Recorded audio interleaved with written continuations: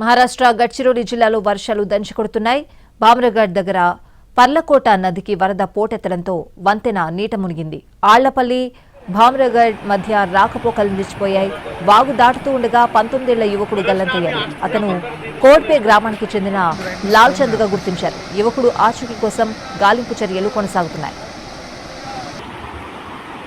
ఢిల్లీలో యమునా నది ఉధృతంగా ప్రవహిస్తోంది. ప్రమాద స్థాయిని మించి ప్రవహిస్తోంది. దీంతో హై అలర్ట్ ప్రకటించారు కేంద్ర జలసంఘం అధికారులు. హర్యానాలోని వజీరాబాద్, హత్నీకుండ్ బ్యారేజ్ల నుంచి భారీగా నీటిని విడుదల చేయడంతో యమునా నదిలో అంతకంతకు నీటి మట్టం పెరుగుతోంది. ఓల్డ్ రైల్వే బ్రిడ్జ్ వద్ద రాత్రి నుంచి డేంజర్ లెవెల్ 205.33 మీటర్లకు పైగా ప్రవహిస్తోంది.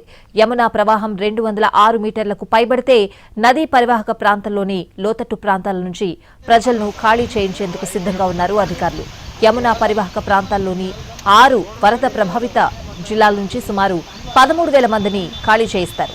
2 ఏళ్ల క్రితం జులైలో యమునా ప్రవాహం రికార్డు స్థాయిలో 208.66 మీటర్లకు చేరింది.